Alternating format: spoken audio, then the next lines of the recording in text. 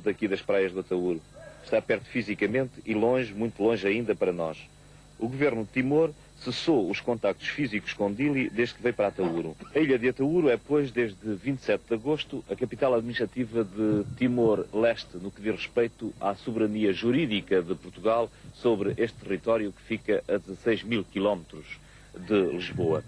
Aqui estão 53 paraquedistas, 18 marinheiros e 9 oficiais e sargentos do Exército, incluindo um capitão e um sargento da Força Aérea. A razão básica da permanência aqui é de que o governo português está firmemente disposto a manter as obrigações que tem em relação a Timor, e a saída do seu governo representaria, como até já foi especulado aqui na área, a saída, dizia eu, representaria que Portugal abandonaria as suas obrigações em relação a Timor. Ora, não é esse caso, estamos numa fase de aguardar negociações para depois se definir o processo de atuação, e o governo português aqui está representado nessa posição. Entretanto, os militares que aqui estão, podemos dizer, estão de boa saúde, até se pode marcar a boa disposição com que este pessoal vai aguentando as dificuldades. Também já está decidido com o governo português fazer a rendição dentro de breves dias, portanto eles irão ter com as suas famílias, outros virão mais frescos, e as condições, aliás, já estão melhoradas e posso classificar de suportável viver-se aqui em Ataúro. Vamos já partir ali para aquela ilha em frente, para o Timor-Leste e para os acontecimentos de lá. Há cada vez maiores indícios de uma intervenção, ou de um apoio, pelo menos indireto, da Indonésia nas ações de guerra que ali se estão a desenrolar. O Sr. Governador não acha que Portugal, continuando a ser a potência administrante, devia já ter tomado uma posição oficial em relação a esta questão? Esse assunto que me foca, para mim, é dos mais delicados. Mas, na realidade, posso dizer que nós, aqui, a partir desta organização, não temos nenhuma prova, nenhuma definitiva de que seja a ser realizada uma invasão por forças indonésias ao Timor português. E este ponto é muito importante. Esta é a primeira crónica que vos fazemos da cidade de Dili, capital do Timor-Leste.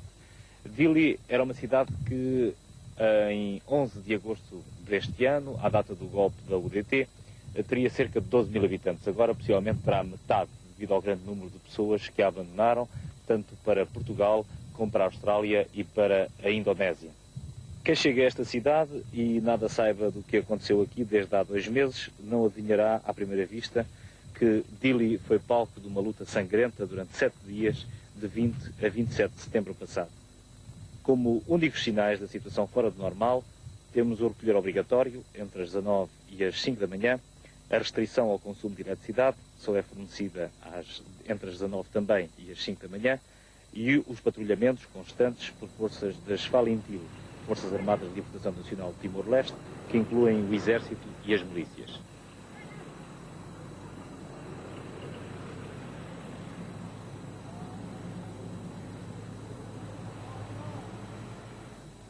As lojas de comércio funcionam diariamente, exceto ao domingo. Foi, no entanto, definida uma zona de comércio e é aqui nesta zona que os comerciantes apenas podem vender todos os seus produtos. É precisamente nesta rua, onde nós estamos neste momento, que os comerciantes fazem o seu comércio, é ela que devem vir.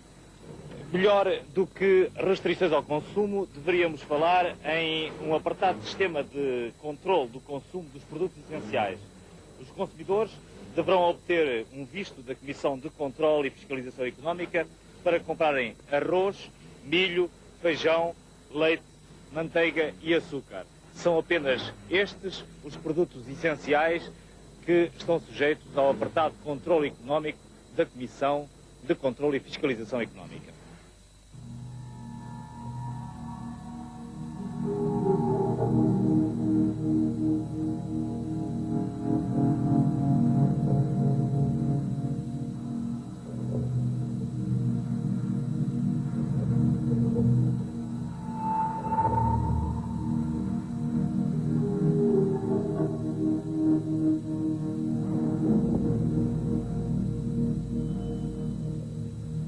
Os sinais das confrontações armadas são visíveis ainda, especialmente nos bairros mais humildes da cidade, como a Colmera e Vila Verde.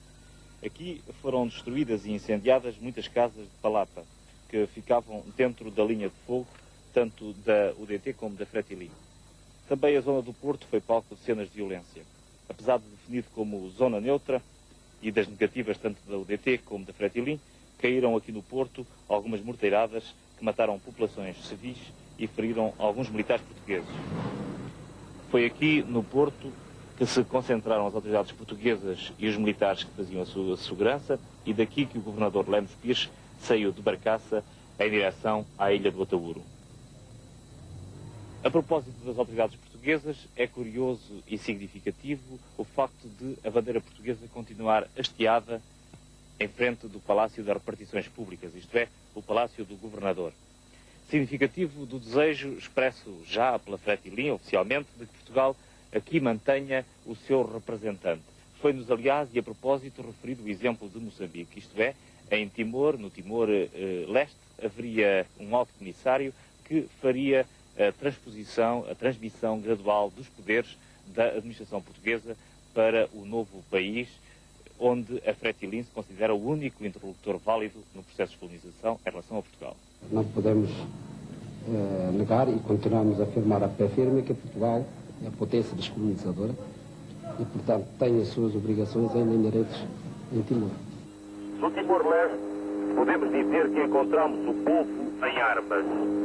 Segundo a Fretilin, são cerca de 80 mil homens, 5 mil do Exército e 75 mil das milícias populares. São combatentes que, quando interrogados sobre razões que os levam a lutar com a Fretilin, nos falam sempre da independência. A Fretilin é um movimento comunista, é uma frente de patriotas que lutam pela independência. Que tipo de sociedade quer a Fretilin construir no Timor-Leste? A Fretilin é uma frente ampla que reúne todos os nacionalistas, anticolonialistas, que, portanto, tem por objetivo principal libertar o nosso povo. Portanto, como eu disse, é uma frente ampla. De maneira que, neste momento, nesta fase, nós temos que... A nossa preocupação é unificar o povo. Porque o colonialismo, um dos pontos principais do colonialismo é o divisionismo. E, portanto, para destruirmos o divisionismo, nós vimos necessidade de constituir, lançar à frente essa frente. Há no Timor-Leste 4 locais onde estão detidos os presos políticos. Em Dili, a prisão do quartel-general, cerca de 170 presos políticos afetos à UDT, e no edifício do museu, onde estão cerca de 200 presos ligados à Apodeti. Há ainda 2 campos de trabalho, um em Malbice e outro em Aileu. São, portanto, cerca de 600 pessoas que, neste momento, estão detidas por motivos políticos em todo o Timor-Leste. Fizemos hoje uma ronda pelas 2 prisões de Dili. São presos políticos, uns com mais culpa que outros. Fomos encontrar o político refinado, que sabe que qualquer declaração em falso o pode comprometer, no caso do secretário-geral da UDT que entrevistámos. Quando foi do golpe, eu já estava de acordo que a UDT... Torna a frisar que não vou mais além. Pois. Então, muito obrigado. Não quero dizer nada aos espectadores portugueses, ao público português, à opinião pública portuguesa. Simplesmente aguardamos que Portugal resolva o mais rapidamente possível o problema de Timor. E que deite as mãos a isso e que nos ajude, e que ajude o povo de Timor a caminhar para a sua independência. Fomos encontrar o homem maduro, a político, que se vê envolvido no conflito e não tem coragem para dizer não. Passei para o Cota.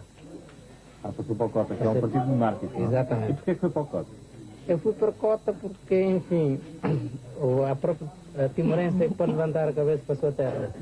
Resolver os problemas da terra, é o próprio timorense que pode levantar a Mas há outros partidos que também têm timorense. Sim, senhor. Está certo. Mas, portanto, qual é a diferença que encontra entre o Cota e os outros partidos?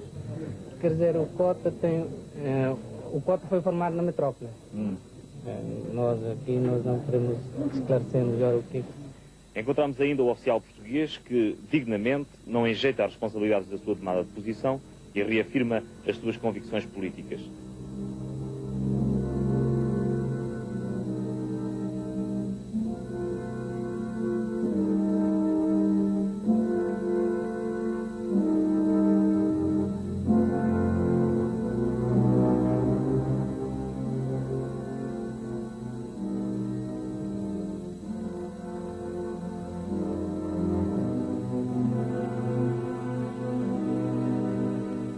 Estamos na presença de alguns dos elementos da Comissão de Inquérito Político-Militar.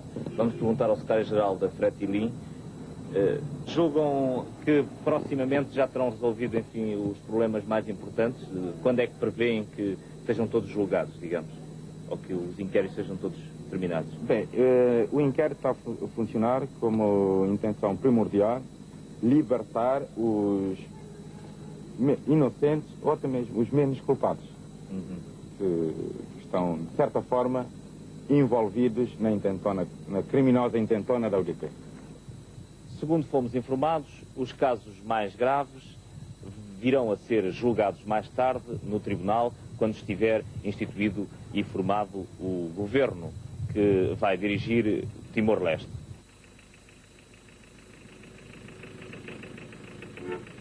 Há cerca de 2 horas que partimos da cidade de Dili. Vai ser uma viagem longa e especialmente difícil. Difícil a 2 níveis. Difícil porque nos estamos a internar no território e vamos até junto da fronteira com a Indonésia, com o Timor indonésio. Difícil também porque as estradas aqui no Timor-Leste não se pode dizer que sejam sequer caminhos razoáveis. Os perigos, a partir de agora, julgo que podem começar a surgir, especialmente junto da fronteira. Os nossos companheiros de viagem já os apresentámos, são estes 3 homens da Fretilin, e eles vão se apresentar também aos espectadores, uma vez que vamos com eles ter a ocasião de falar. Cristóvão Santos, do Departamento de Informação da Fretilin. É um português que julgo que fez a sua opção, quer dizer, está cá há alguns anos, não? Há 7 anos. Era jornalista em Portugal. E também aqui vim para aqui para Timor como militar e fiquei cá. E agora é um Timor. Agora sou um Timor. Natalino Santos Leitão, da secção de Reconstrução Nacional e militante da Fretilin. E é o nosso condutor e também o homem que tem aqui 2 granadas para o poder enviar, não é? Sim. Ali Pina, membro do Departamento de Orientação Política da Fretilin. Eu já agora gostava de lhe perguntar, portanto, o que é que vocês sabem neste momento daquilo que se passa no nosso objetivo? Quer dizer, nós vamos até junto de Batugadé. Pois, nós tínhamos ocupado Batugadé e as tropas indonésias tornaram a invadir a zona de Batugadé. Neste momento, as últimas informações, pois, eles foram repelidos da vila de Batugadé, mas ainda se encontram, portanto, na zona do Timor-Leste.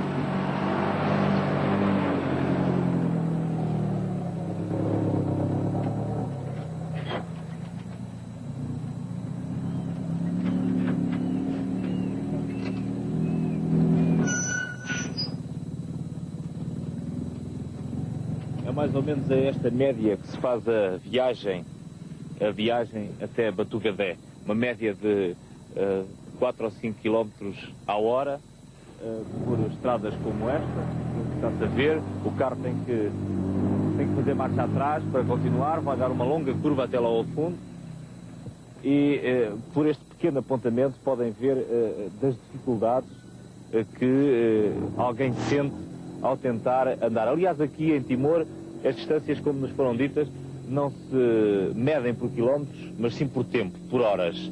Portanto, de Liquiçá a Malvara não são X quilómetros, mas sim X horas ou meia hora. Assim como também a nível de estradas, esta zona onde nós estamos já não se considera assim muito má. Isto é, poderemos pensar que é quase uma pista.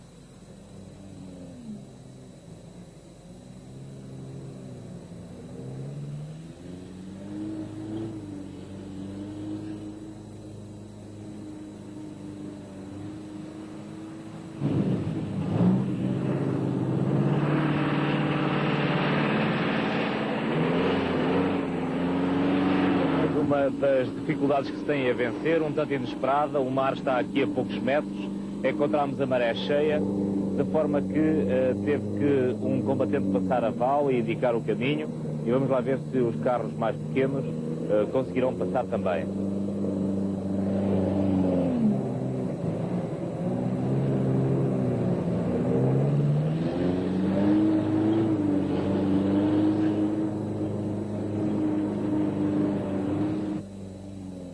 Vamos, nesta situação, pelo menos é nova para nós, em cima de uma carrinha. É impossível ela passar essa ribeira, porque a ribeira tem comunicação com o mar, de forma que estamos a ser rebocados por uma berlier, com o problema de entrar água no motor desta carrinha e depois não podermos continuar ali.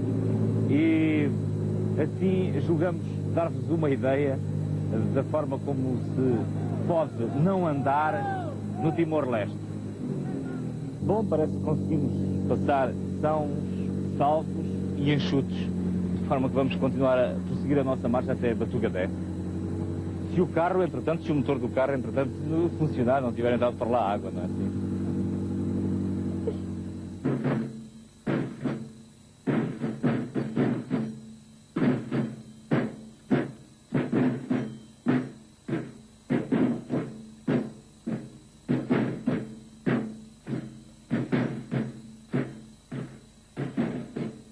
Comandante Aquiles é o militar mais graduado aqui do Esquadrão de Cavalaria da Tabaia, não é? Sim, senhor.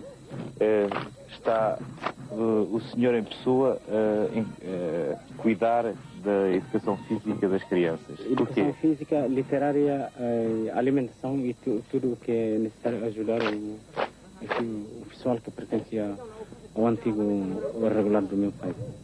Portanto, ele era... Estes são filhos de crianças que faziam parte do regulado do seu pai? Do meu pai, sim, senhor. E vi os desamparados e tive que os trazer para aqui para a educação, para mais tarde poder substituir a gente.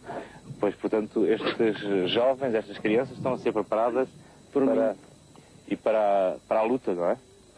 Estão preparados para defender o seu território. Tem aqui uma zona muito difícil, que é aqui próximo da fronteira com a Indonésia. Como é que têm corrido as coisas? Em correr quer dizer que qualquer indivíduo que viesse armado aqui, que viesse a agir contra a gente defende-se. Portanto, aquilo que era a independência do Timor-Leste? Desde que Portugal não quer, já não quer tomar conta, por assim dizer, por minha simples compreensão, que Portugal abandonou-nos. Portugal abandonou-nos, nós temos que viver à nossa própria custa. Então quer dizer, se Portugal não tivesse saído cá, o senhor não lutava pela independência? Se Portugal estivesse cá, eu via logo que Timor, depois de ter possibilidade de estar independente, tinha que ser independente mesmo. Eu sei que o senhor, contaram-me que o senhor tem em sua casa bandeiras portuguesas desde há muito tempo, há longos anos. Sim, senhor. Porquê? Porque é uma tradição que o povo já guarda e o Deus costuma dizer que o Timor teve sempre respeito àquilo. Eu não quero fazer, mesmo que fosse independente, também aquilo é uma relíquia que eu guardo sempre para mim. Então faço o favor de continuar a dar a lição às crianças. Muito obrigado. Com licença. Atenção. Polícia xadrez. Não.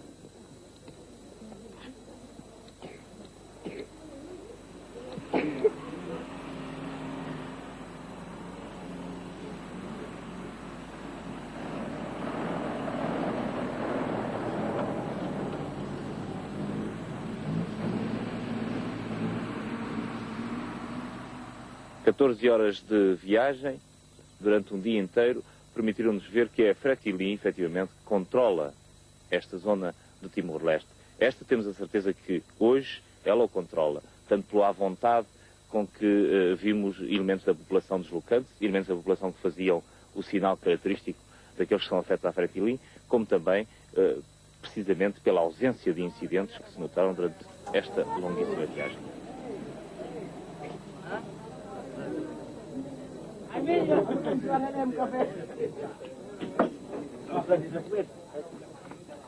Estamos no acampamento da Fretilin, junto da localidade de Maliana, que foi o final da nossa viagem, da nossa ida até Batugadé. Batugadé, localidade que foi invadida por forças, segundo a Fretilin, forças indonésias, portanto, possivelmente forças da UDT ou da APODET apoiadas por helicópteros e por aviões e um navio também de guerra indonésio. É uma viagem longa, como já tivemos ocasião por várias vezes de o afirmar e o demonstrar, julgamos, através de imagem, por péssimos caminhos. Hoje vamos prosseguir a viagem, mas não queríamos deixar de aqui fazer uma pausa e procurar saber destes combatentes a razão pelas quais eles estão aqui, de armas na mão. Eu iria perguntar e peço ao meu camarada operador que agora mostra aqui para o seu lado esquerdo. Portanto, eu vou-lhe perguntar assim, fala português. Queria saber apenas porque é que vocês são da Fretilin e não são da UDT? Quem é? Como? Somos Malberé. Então e os Malberes são todos da Fretilin? Sim, senhor. Porquê? Porque nós queremos a independência. E com o UDT não conseguiu a independência? Não. Eles são fascistas. Quantos anos é que você tem? Mais de 19 anos. Não, 19 anos? Sim, senhor. E quando é que resolveu entrar para a Fretilin? Quando é que entrou para a Fretilin? Quando é que lhe deram essa farda? Foi há muito No dia tempo. 20 de agosto. 20 de agosto? Sim, senhor. E tem tido muitas dificuldades? Mais ou menos. Então o que é que está a comer? O que é isso? Mandioca. É pão do Malberé. Como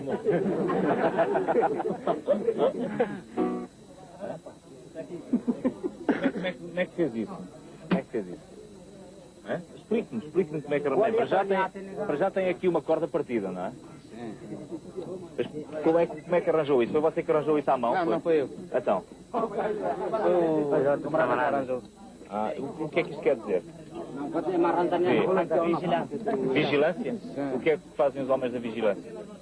Estão atentos, não é? Não sei. Então o senhor tem aqui vigilância? Esse é o TT que é... Isso é um despojo de guerra, não é? E este, onde é que arranjou? Isto é da PM. Era da PM. Mas você não era da PM, não? Não. Eu sou da milícias.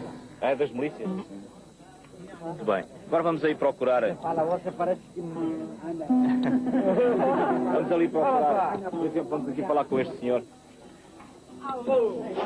Importa-se falar um bocadinho. Fala português. Fala português. Não fala. Não fala? Então, alguém pode aqui ser intérprete? Eu vou-lhe aqui fazer umas perguntas. Você pode falar a língua dele? Eu queria saber dele, tanto se alguém puder traduzir, porque é que ele é da Fretilin. Porque é que ele escolheu a Fretilin. Eu uso o cargo de Fretilin. Eu uso o cargo de Fretilin.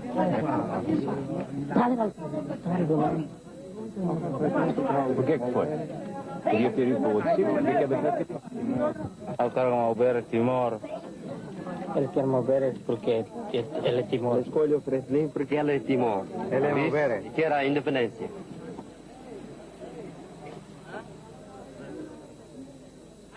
Já estamos com vocês há muito mais de 24 horas, nesta caminhada para Batugadé, e apercebemos de que, na verdade, há deficiências de organização na Fretilin. Eu gostava de lhe perguntar se isso tem a ver com o facto de vocês, afinal, na guerra terem começado, nas ações militares terem começado há um mês e pouco, não é? Se tem a ver com outras dificuldades internas do movimento. Pois, a nível organizacional, a Fretilin desde o início pois, tem surgido como um partido que tenta ser o máximo organizado. Embora parece-me a mim que faz parte do próprio avanço da luta, as contradições possam surgir a nível do partido, isso é lógico, pois neste momento nós surgimos antes do 20 de agosto já mais ou menos organizados. Simplesmente o surgimento desta fase de luta, que nós poderemos considerar a luta de libertação nacional, portanto uma fase superior de luta política, realmente tivemos que aceitar, pelas próprias condições, toda uma série de camaradas que até ao princípio não estavam integrados no nosso processo. Isto vai criar uma certa, talvez, desorganização de início, que estamos a tentar superar, e parece-me que neste momento, pois, a organização é possível, na medida em que a maior parte das pessoas começam a consciencializar-se realmente do problema que a Fretilin tenta levar à frente, portanto, a luta pela libertação nacional.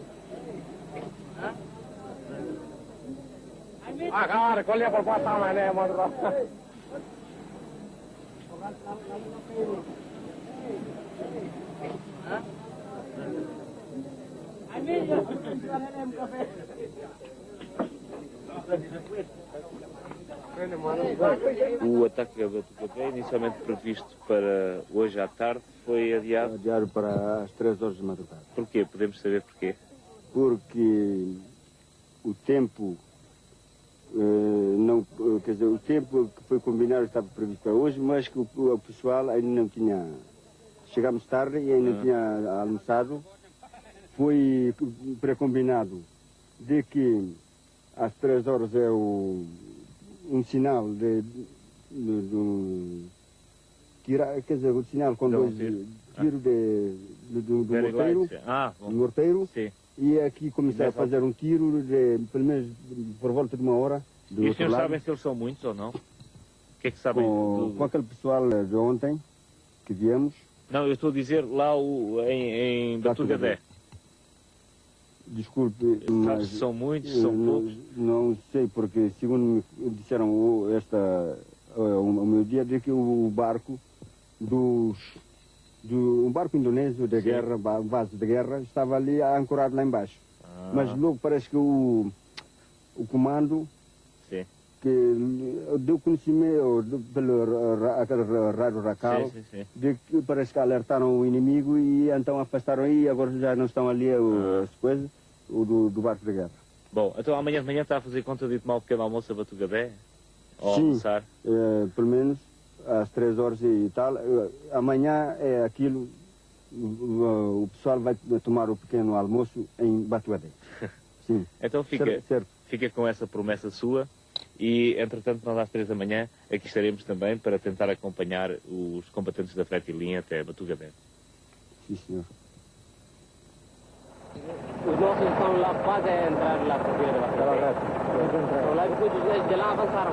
E já estavam para cercar a malta. E depois eu cheguei com Berlier. Cheguei lá com Berlier e mandaram logo bazuca. Eu consegui safar a Berlier. Tirei a Berlier e consegui safar. O pessoal está a ser cercado pelos gajos e os gajos têm maior número de indonésios que estavam quase prestes a cercar e alvejar aqui no mapa por um motorista não acertou porque ele teve que desviar lá da dois bazucas e morteiros.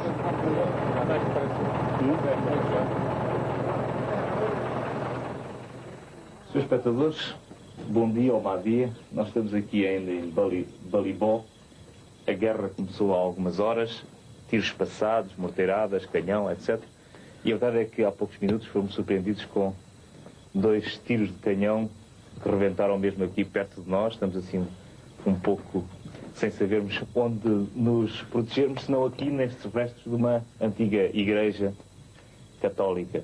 Estamos aqui, portanto, os 3 guias que nos acompanharam, mais um militar da Fretilin, que estava na secção que tinha ele vem aqui aparecer, estava na secção que tinha o morteiro, e mais um jornalista australiano que está a fazer serviço para a Reuters e que também, ele próprio já acompanhou uma vez a tomada de Batugadé.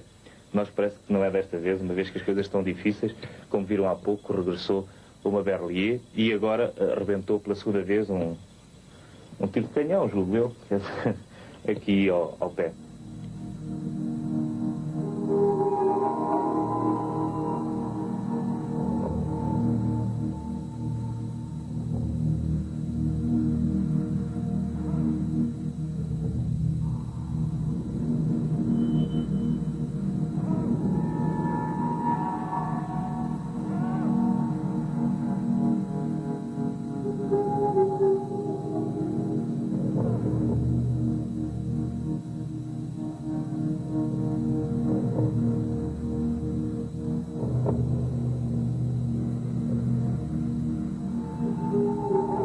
Perante uma ofensiva que, segundo a Fretilin, é desencadeada por um exército estrangeiro, que capacidade têm as Forças Armadas do Timor-Leste, da Administração de Timor-Leste, de resistir a uma ofensiva desse género? Bem, eu, neste momento, nós estamos bem apetrechados com o material que o exército português deixou cá. É claro, considerando que nós somos uma ilha e podemos, de um momento para outro, ser boicotados, pode-se dar o problema, portanto, de acabarem as munições e nós ficarmos sem as munições e possa até pôr o problema de nós nos rendermos. Mas eu quero salientar que, quanto à rendição, para as Falentil é simplesmente impossível. Que capacidade teriam as Falentil de, por exemplo, passarem de uma quase guerra convencional, que é aquilo que estamos a assistir agora, no momento em que fazemos esta entrevista, à guerra de guerrilhas? Olha, nós temos muitas possibilidades de fazer, portanto, seguir o sistema de guerra de guerrilhas, porque a própria natureza, Timor, ajuda a guerrilha. Portanto, eu acho que no caso de o exército indonésio cair aqui em cheio, pois a nossa solução é recolher-nos às montanhas e fazermos uma guerra de guerrilhas.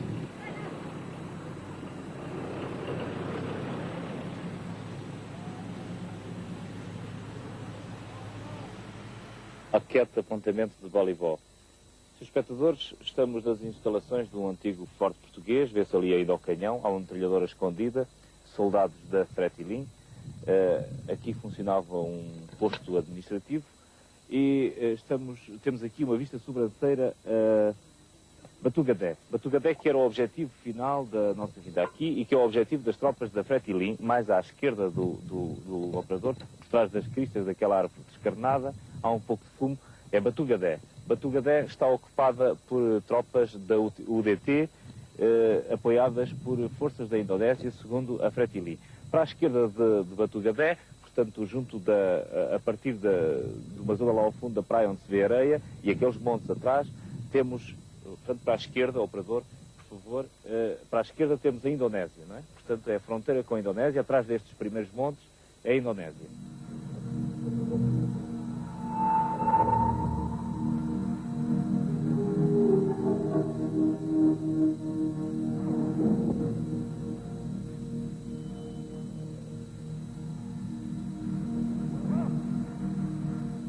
Quinta-feira, 16 de outubro de 1975. São 15 horas da tarde, a equipa de reportagem da RTP está na povoação de Balibol, próximo da fronteira com o Timor indonésio. Poucas horas depois, forças anti-Fretilin iniciarão um ataque conjugado a Balibol e Maliana.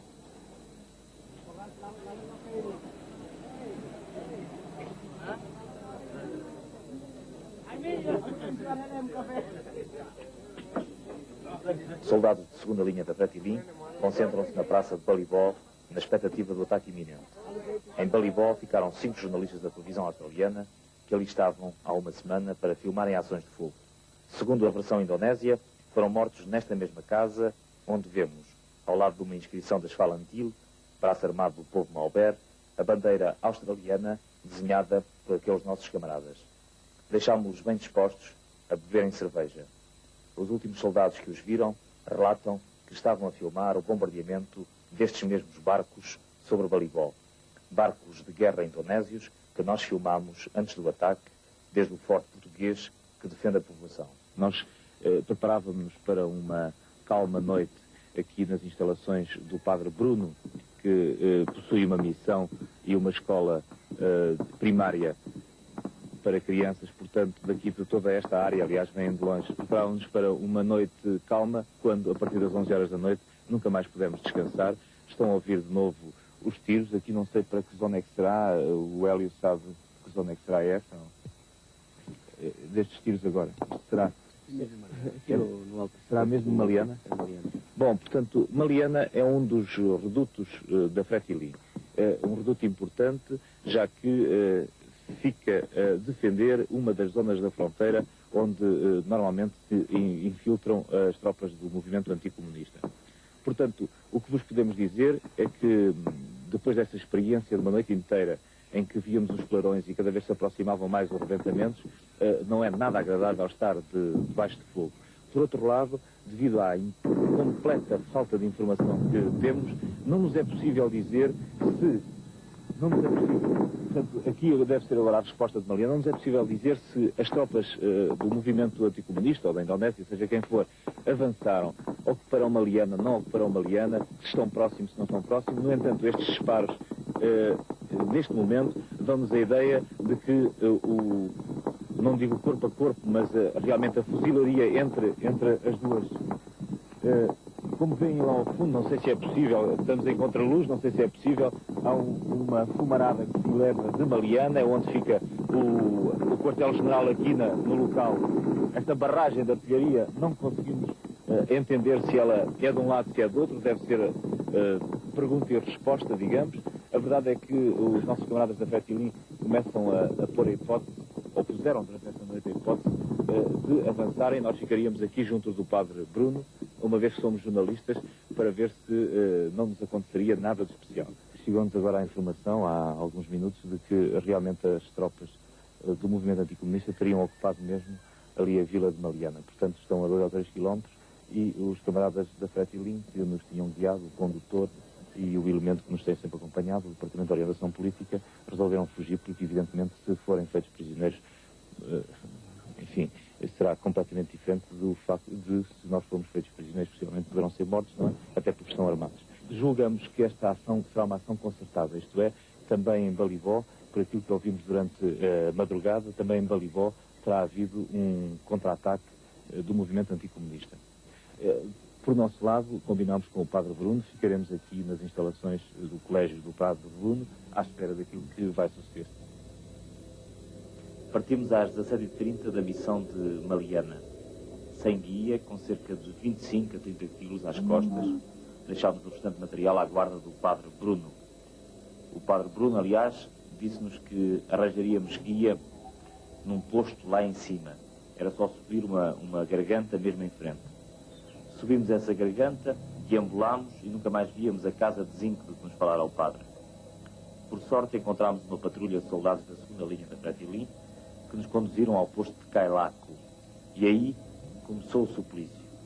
Imagine-se o que será a subida da Serra de Sintra, sem ser por estrada, e ao chegar-se ao palácio, ter de se subir de novo um monte igual.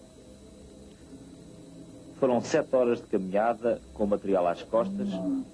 Falar da nossa caminhada, fuga, através de montes e desfiladeiros, é falar de suor, de cansaço, de angústia e medo por vezes, e falar também, especialmente, da sede que sentíamos. No outro dia, e esta foi uma constante de toda a caminhada, tivemos a ajuda de malberes, que nos levavam as bagagens, além de 3 a 4 soldados que nos protegiam. O sol e a sede, e as pernas que pesavam cada vez mais, os rebentamentos ao longe, a convicção de que a Indonésia estava a invadir o Timor-Leste, tudo isto junto nos desesperava, mas também nos dava forças para continuarmos. Sonhávamos com Dili, pouco falávamos uns com os outros. Na caminhada infindável, as paragens eram cada vez mais frequentes. Os soldados e os malberes não suavam, não bebiam água, pareciam não se cansar, enquanto nós nos sentíamos cada vez menos capazes de avançar. Quando chegávamos a uma aldeia, o chefe mandava assar frangos, preparar arroz e assim nos davam comida.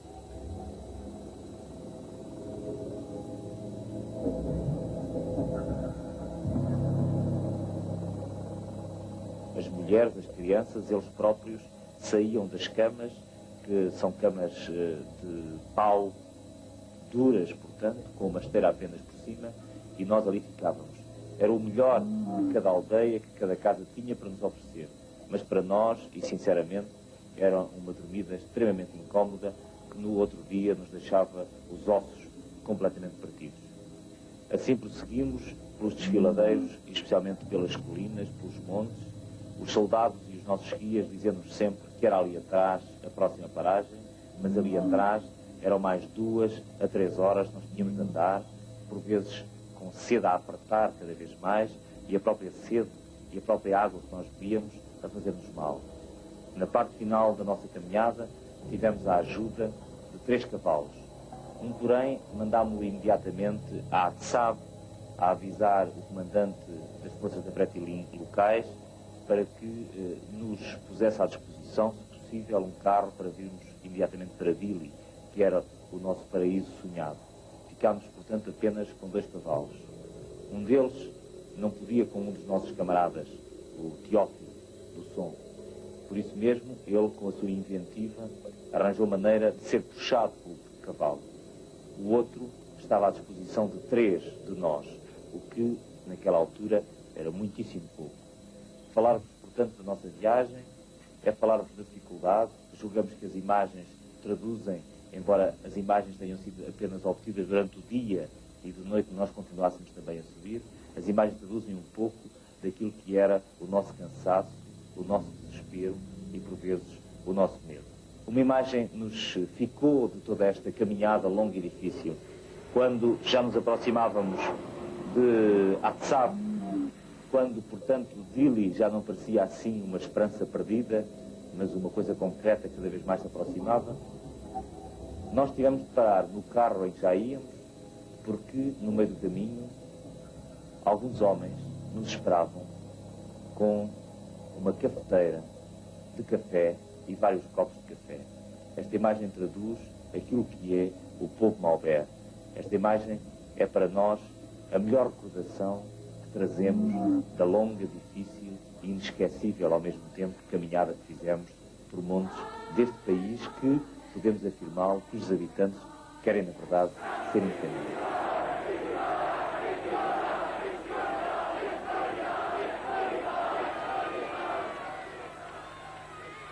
Derrubada a ditadura, a descolonização torna-se uma das prioridades do 25 de Abril.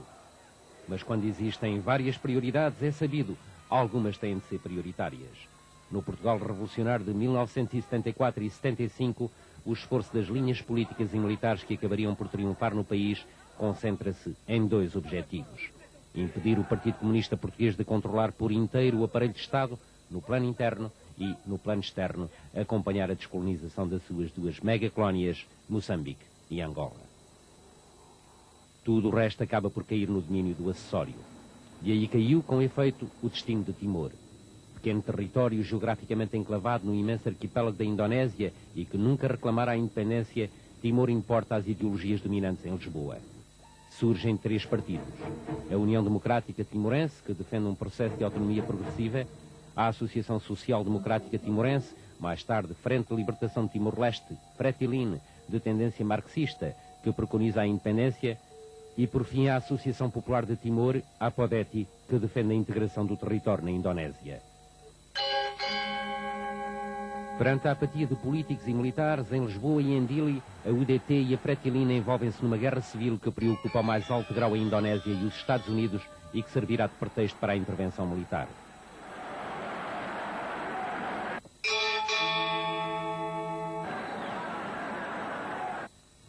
A 5 de dezembro de 1975, o presidente Gerald Ford e o secretário de Estado Henry Kissinger terminam uma visita oficial a Jakarta e 2 dias depois, a 7 de dezembro de 1975, as tropas indonésias invadem Timor, entretanto abandonado pelas Forças Armadas Portuguesas. Os devaneios revolucionários pagavam o seu tributo aos imperativos da geoestratégia. As Nações Unidas condenam a invasão, mas na prática a Indonésia pode concretizar a anexação perante o desinteresse da comunidade internacional e, inclusive, das autoridades e da opinião pública portuguesas.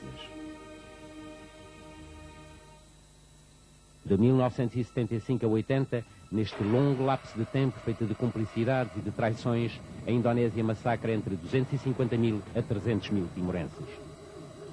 Impunemente e em silêncio, o pequeno território português é palco do segundo maior genocídio do pós-guerra, logo depois do Camboja. Esperamos em Deus, já não esperamos nada dos homens, mas sobretudo esperamos em Deus. A tragédia de Timor só volta a ocupar as primeiras páginas dos jornais portugueses no seguimento da polémica levantada pela transmissão do programa Grande Reportagem da RTP em outubro de 1981. Nessa altura, a presidência e o governo português são levados a divulgar os relatórios, até então secretos, sobre a invasão de Timor. Não todos, é certo, como na altura foi dito, mas quase. Uma equipa de Grande Reportagem acaba de chegar a Dili, Timor-Leste. Vamos tentar fazer, tanto quanto pudermos e nos deixarem, o ponto da situação, a vida que se vive aqui. 2 anos depois, o jornalista da RTP, Rui Araújo, consegue obter, com grande surpresa sua, vistos e autorizações para poder visitar e filmar em Timor, e inclusive na ilha de Atauro, o grande campo de concentração onde a Indonésia encurralava os suspeitos de simpatia pela resistência timorense. E o pessoal que não é de cá? Siran be Maius Liu, Angira. Siran Maius Liu, até agora, Riun Tolo Resi. As pessoas vindas de outras partes, fora daqui da ilha, são no total de mais de 3.000 pessoas. Mais perto dos 4.000, 3.800 Basicamente, o Rio Rar. O comer dá para viver? Sim. Come todos os dias? Todos os dias. O que é que o senhor comeu ontem ao jantar, por exemplo? Milho batido. E hoje o que é que vai comer ao almoço? Vou comer o mesmo. A resistência. A resistência que, contra tudo e contra todos, até contra a própria esperança, tinha conseguido manter viva nas montanhas a vontade independentista do povo de Timor. A diplomacia portuguesa começa então a sair da sua letargia, mas os grandes movimentos à volta de Timor só emergem por ocasião dos infortúnios que afligiam os timorenses. O massacre do cemitério de Santa Cruz em novembro de 1991 e a prisão de Xanana Gusmão, o líder da resistência armada timorense, um ano mais tarde, em novembro de 1992. Aos infortúnios acabaria por juntar-se o escândalo.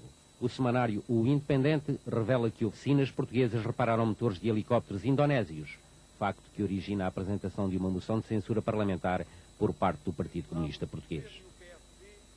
Para além dos meandros e cálculos políticos conjunturais, ressalta da moção de censura este extrato do debate parlamentar, qual traço de união eloquente e enigmático entre o passado e o presente. Deputado Eduardo Pereira pediu a palavra. Sr. Presidente, Sr. Primeiro-Ministro, eu estive no Bloco Central, conheço bem os dossiês preparados sobre Timor no Bloco Central e conheço também alguns dossiês preparados depois do Bloco Central. Penso, Sr. Primeiro-Ministro, que esta discussão não devia ser tida e que não devíamos publicamente estar a procurar saber que dossiês se prepararam, que autorizações se pediram, porque vamos ficar todos bastante mal nesta discussão. O Sr. Primeiro-Ministro, depois de ir vozar, não tenham, não, comigo não, dá-me licença, o senhor, deem atenção ao Sr. Primeiro-Ministro, que ele com certeza vai falar. O Sr. Primeiro-Ministro sabe do que eu estou a falar. Bem, então esta discussão não faz sentido. Não, essa discussão foi levantada talvez da parte do Governo para essa bancada e posta de forma triste e errada nesta casa. Os senhores não podem levantar essa questão aqui. Nós não podem. Pergunto ao Sr. Primeiro-Ministro se pode. Sr. Presidente... Senhor Deputado, peço-lhe para concluir. Estou a concluir fazendo um apelo ao Sr. Primeiro-Ministro para que este debate não continue. Espero que o Sr. Primeiro-Ministro me compreenda. A tragédia já tinha sido comentada há 20 anos, mas 2 décadas são tempo suficiente para que 3 ou 4 imagens recolhidas a 7 de dezembro de 1975 apareçam cada vez mais sépia, cada vez mais repetidas, cada vez mais ignoradas. Em fins de 91, houve nova onda de documentação audiovisual que, pela sua crueza, sugeria que nada mais seria preciso para denunciar ao mundo o horror que se passava em meia ilha, perdida a algures na Oceania, de que já quase ninguém se lembrava. Mas houve mais do que isso. Desta vez, em 12 de novembro de 1991, houve quem visse o que tinha acontecido e tenha sobrevivido para o contar. At one point, they had us sitting down on the pavement, and they hit me in the back of the head with their rifle butts, and kicked me in the chest and stomach, and I fell over and I was covered with blood. But as that was happening, they were firing. They were still firing into the Timorese who were fleeing. There were already bodies all over the street. There were some people still standing up trying to get away, and the soldiers were shooting at their backs, and those people were falling as well. It was massive carnage. Alan Nairn e Amy Goodman, 2 jornalistas americanos, ela de uma estação de rádio de Nova York, ele redator freelance da revista New Yorker. Estavam em Dili havia 2 semanas, aguardando uma anunciada visita de parlamentares portugueses, que iria trazer uma promessa de salvação a uma nacionalidade cristã naufragada num oceano de islamismo há quase 2 décadas e sem qualquer contacto com a terra-mãe, da qual guardavam como símbolo de sobrevivência a língua e alguns mesmo a bandeira. This Tuesday, we survived a massacre in East Timor carried out with American weapons. This happened at 8 a.m. Dili, East Timor time on Tuesday morning. They somehow dragged Alan or got him there and were beating his head and his body, and some blow to his chest or his head paralyzed him for about 30 seconds, and he was just shaking his whole body. And they took that opportunity when he wasn't covering his head to beat his head. And that's when they put the guns to our heads, and we said, "We're from America. We're from America."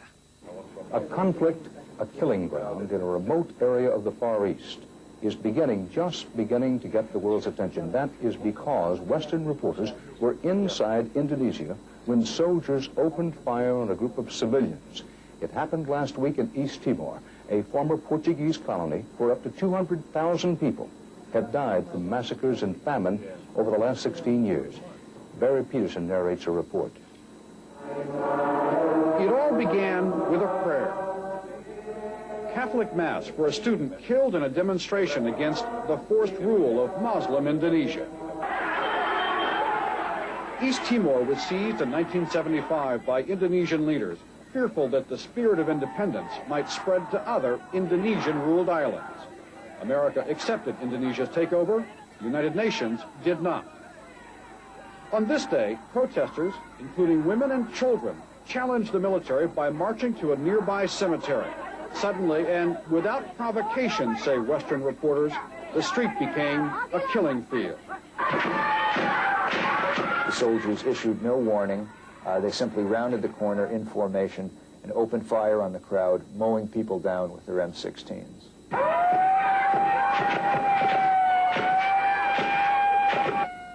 Fleeing into the cemetery offered the only hope of escaping the massacre.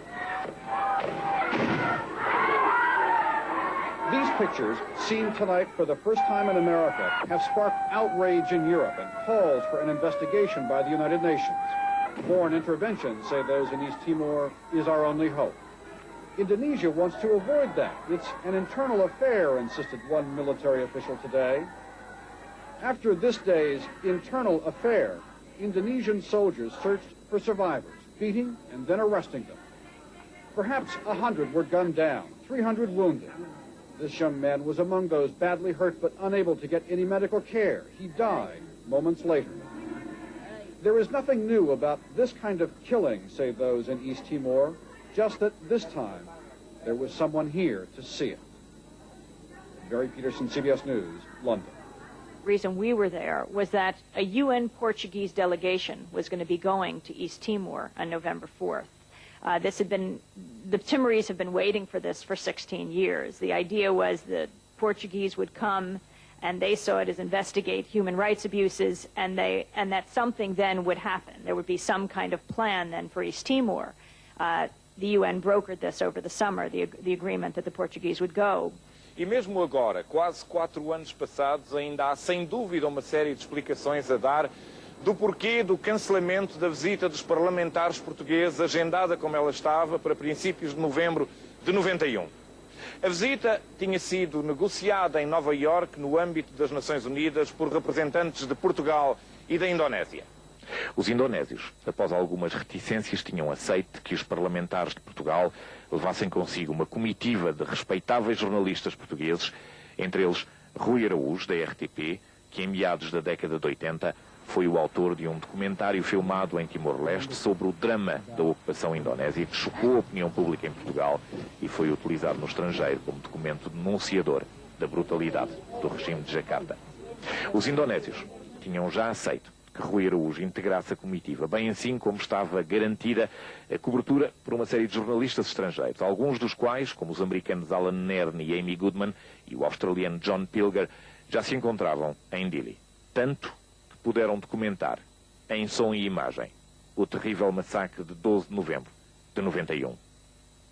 E o surpreendente é que, mesmo com esta cobertura jornalística verdadeiramente extraordinária, garantida, os parlamentares portugueses decidiram cancelar a visita porque os indonésios tinham vetado o nome de Jill Joliffe, uma jornalista que não é portuguesa. Jill Joliffe não é portuguesa e, além do mais, os negociadores portugueses e indonésios, no acordo que regulamentava a visita, tinham incluído mais um documento, à última hora, intitulado Record of Understanding. Pode ser traduzido como nota explicativa ou adenda explicativa, na qual Portugal dava formalmente à Indonésia o direito de aprovar ou recusar este ou aquele nome de jornalistas que acompanhassem a missão. Curiosamente, por este documento, Portugal tinha também o mesmo direito de veto sobre jornalistas propostos pela Indonésia. Ignoro se os parlamentares de Portugal chegaram a exercer esse direito. Eu vi esse documento e ele é inequívoco. Apesar dele, e por razões nunca claramente explicadas, os parlamentares de Portugal decidiram, com o pretexto do veto do nome de uma jornalista estrangeira, e apesar de garantida a presença de uma série de distintos jornalistas portugueses, decidiram não ir. E a decisão surpreendeu tudo e todos. E pelas descrições dos jornalistas no terreno, levou, afinal, o que resta da população timorense ao desespero suicidário.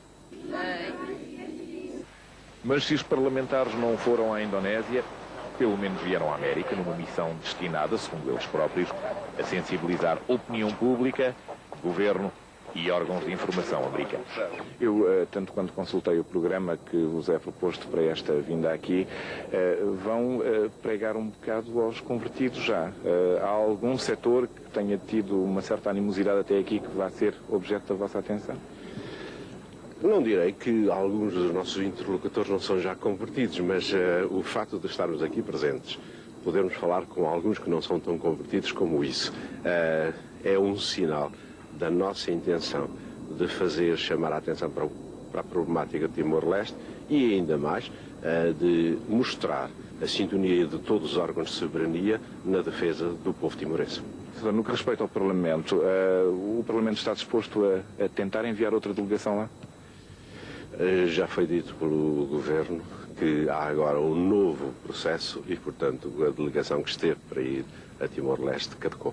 Ponto alto da visita dos parlamentares a Washington, numa conferência de imprensa no National Press Club, numa sala ao lado, o apelo irresistível de Jacques Cousteau, com uma palestra sobre oceanos que encheu a sala. Os 5 parlamentares portugueses tiveram um jornalista americano, uma inglesa e um japonês, que trabalhava para um jornal indonésio. O resto eram portugueses, mas mesmo assim havia uma instrução para só se falar inglês na conferência, o que dificultou imenso a compreensão de algumas partes. Prove to recognize, to recognition from the Timorese movements, because they are in an isolated island. Eu tenho aqui 2 perguntas. Eu preferia fazer em português, eu vou fazê-lo em português, de modo que fará um favor de traduzir. Não, fará o favor, porque alguém vai traduzir, que eu não vou, de certeza. Muito obrigado. Os senhores sentem-se moralmente culpados pela tragédia que aconteceu depois de terem decidido não ir a Timor, ao que transpareceu aqui no estrangeiro, e vamos esclarecer sobre isso, com um pretexto que pareceu relativamente frágil, na medida em que era apenas uma jornalista estrangeira, nem sequer era uma jornalista nacional. Well, I will answer this question in English and you translate it in Portuguese if you let us. Oh well, it's a question. Is a question of time. Is a question of time. Maybe later I can do it. First of all, fortunately, the incident of 12th of November was recorded and the public Vítor Crespo falou longamente, and not sempre em even inglês, by para dizer que não se sentia responsável por não ter ido a Dili. Os indonésios nunca mais deixaram escapar o excelente capital de propaganda que lhes foi dado com a assinalável decisão dos representantes de um órgão de soberania de Portugal de não irem a Timor-Leste. Ali Alatas é Ministro dos Negócios Estrangeiros. E nesse mesmo dia da Conferência dos Parlamentares Portugueses, ele organizou um almoço com a imprensa de Washington, a que nenhum órgão de informação falhou, nem mesmo os 2 sobreviventes do massacre de Dili, Alan Nairn e Amy Goodman. A recusa do Parlamento português foi um dos pratos fortes. We choose 6 correspondents and you choose 6. And so we explained, even that is not acceptable to us, we said, because we may choose correspondents you don't like, and you may choose correspondents we don't like, because we think some correspondents will not contribute to the purposes of the visit, namely to write as objective a report as possible that will help in finding a solution to the problem of East Timor. But they insisted, and so finally, at the last days before the signing of that MOU, Portugal and Indonesia were called by the Secretary General's representative, and a compromise was proposed. Namely, to Indonesia, you accept as your part of the bargain the 6 journalists from Portugal, and you appoint yours. And Portugal, as part of your bargain, you agree that all 12 will be concurred by you, so that there is no further problem. We accepted, and they accepted. And then they put up a list. And on the list was my old perennial name, Miss Jill Jolliffe. Now, I know Miss Jill Jolliffe for I don't know how long. I know her writings. I know her books. That she has never written anything positive about Indonesia ever since she left East Timor. So we said quietly to the Portuguese side, look, we told you we'll have problems. Could you kindly replace her with anyone else? And here is our list. Do you have any objections to our list? The reaction was astounding. They said, no, we insist on her. But we said we had an agreement, we had an understanding. No, we insist, otherwise the mission is off. But that's the wrong way to rub us, really. We haven't negotiated for 2 years, just to have a quarrel about one journalist's name. And it has nothing to do with press freedom or anything. But 2 days later, in an unprecedented move, from Portugal, it was announced the Portuguese mission was cancelled. Even the Secretary General didn't know, because I immediately phoned him and he said he was very surprised. The deputy, Mr. Rafiuddin, he didn't know. We didn't know. And that's how the mission was aborted. And these are the facts. And as I said, the actors in this unfortunate little drama, are still alive. Why don't you ask them? Mr. Rafiuddin Ahmad is still in New York. Mr. Perez de Cuellar is still somewhere. Why don't you check who is lying? O senhor sabe que está nesta altura aqui o Ministro dos Negócios Estrangeiros da Indonésia. Se por acidente os vossos passos se cruzarem, qual é que vai ser a vossa reação? Naturalmente nós pertencemos a uma comissão de acompanhamento da situação em Timor-Leste e sabemos, ou procuramos saber quase tudo o que se passa sobre Timor-Leste. Sabemos que efetivamente o Ministro dos Negócios Estrangeiros da Indonésia está em Washington. O facto de ele ter andado por várias capitais, entre elas os Estados Unidos, demonstra que uma velha tese da Indonésia de que tudo se passava muito bem em Timor, que não é tão verdade como isso. Ele hoje sente a necessidade de demonstrar e de tentar explicar o que é inexplicável, que é o massacre que se deu no dia 12 de novembro e os massacres que se deram ao longo de 16 anos e uma ilegítima ocupação do território. O doutor não me respondeu. O vosso programa é muito semelhante em praticamente tudo aquilo que o programa do Ministro Alatas está previsto para ele cumprir aqui. Se por acaso, por exemplo, no Congresso o encontrar, dirige-lhe palavra, dirige-lhe qualquer coisa? Bem, depende das circunstâncias, como sabe, não temos relações diplomáticas com a Indonésia, mas somos um povo civilizado. Desde o princípio que havia a percepção de que algo estava errado com esta visita, pequenos encontros que não se realizavam, partes do programa que não eram materializadas, mas a situação mais caricata aconteceu ali no resto do chão do edifício do Capitólio, dentro do gabinete do decano do Senado, o senador Claiborne Pell. 84 anos, um grande amigo de Portugal, ele vem de resto do estado de Rhode Island, onde há uma percentagem significativa de eleitores portugueses, e o senador Pell tem sido, desde o princípio, democrata como é, um campeão da causa de Timor-Leste, e tinha sido organizada uma audiência com o senador. O senador recebeu os 4 parlamentares portugueses e, obviamente, que não fala português, e falando através de um intérprete e na presença do seu assessor de relações externas, disse que transmitissem aos visitantes a sua extrema emoção por, pela primeira vez na sua vida, ao fim de tanto tempo de se interessar pela questão de Timor-Leste, estar a contactar com timorenses. O senador Claiborne Pell julgou que Miguel Urbano Rodrigues, que a doutora Manuela Aguiar, o doutor Vítor Crespo e a doutora Teresa Santa Clara Gomes e Manuel Queiró também eram timorenses. Foi desfeito o equívoco, com grande desapontamento do senador, que além disso é um homem com um calendário intensíssimo, e que depois, passado cerca de 10 minutos, segundo o relato fidedigno que eu tenho dessa reunião, um fim à reunião com uma sugestão que os visitantes visitassem o magnífico complexo aqui do Capitólio e também a Biblioteca do Congresso, que é historicamente conhecida pela beleza dos seus tetos.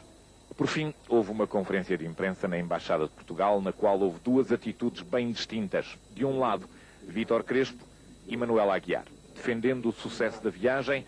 Do outro, Miguel Urbano Rodrigues e Teresa Santa Clara Gomes, dizendo que os resultados da iniciativa tinham sido praticamente nulos em termos de mudança da política americana. Ao centro ficou Manuel Queiró.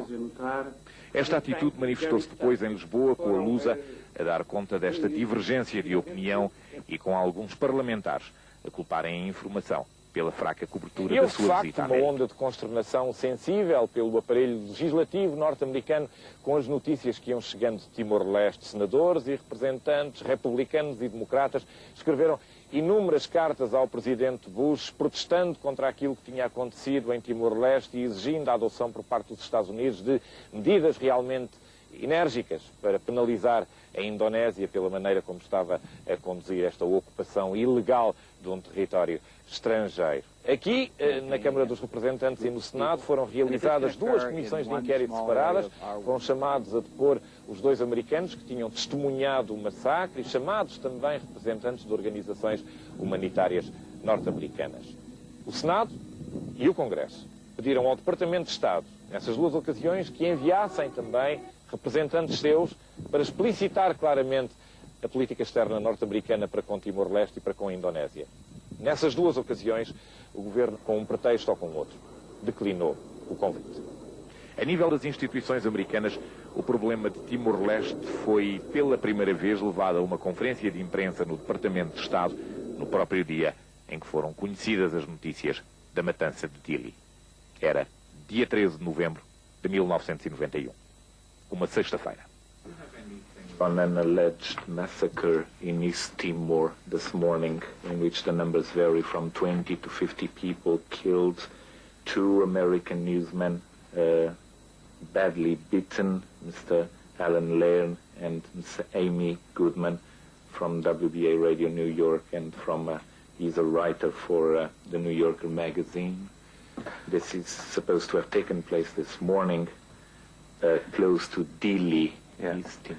I can tell you what we know about it. I can't confirm for you some of the details of the incidents, nor can I talk in specific terms about the American, at least one American that we know that was injured, but let me run through it.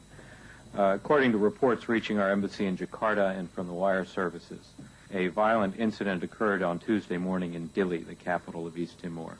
While we can't confirm any details, it appears that a demonstration turned into a violent confrontation in which a number of persons were reportedly killed. We understand the demonstration grew out of a memorial service for a Timorese killed in an incident 2 weeks earlier. At least one American journalist was injured and has now left Indonesia. He is now in Guam.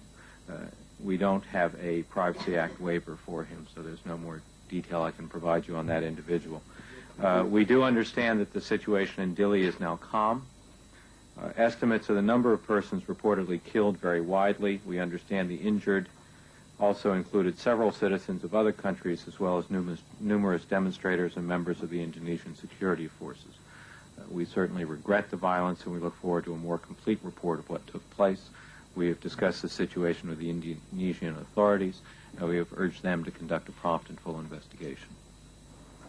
In your policy position in November the 1st, 1988, you say that you follow the situation in East Timor closely. Will an incident like that make you follow the situation any closer?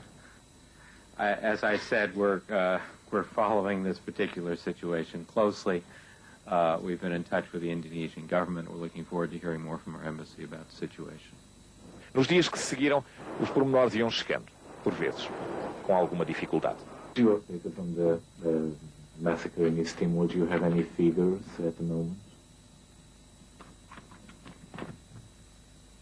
I don't have any new figures. What we've seen is the Indonesian government has announced its intention to launch an investigation into the tragic events in East Timor. We're gratified to see that announcement. We're making our very serious concern known to the government of Indonesia in Jakarta and by calling in the Indonesian ambassador here in Washington this afternoon. We're urging a prompt and complete investigation followed by appropriate disciplining of those determined to have used excessive force. In addition, our embassy in Jakarta is sending a team to East Timor early tomorrow to assess the situation. We believe that nothing that may have taken place could justify a military reaction of this magnitude, resulting in such a large loss of life by unarmed civilians. Its Ambassador Ramlee will be meeting with Deputy Assistant Secretary Kenneth Quinn at 2 p.m. Richard, in another area. Before you go to another area, do you have any readout on the meeting here yesterday of the Portuguese ambassador in the No. State Department? And do you have any comment to the initiative by Senator Leibon Tal on cutting aid, military aid to Indonesia, in his words, as a credible response to this atrocity? That's what I think the New York Times. We, first of all, we agree with Senator Pell's condemnation of the killings. We share his concern about the situation there. And we would agree with the sense of the Congress resolution expressing that condemnation.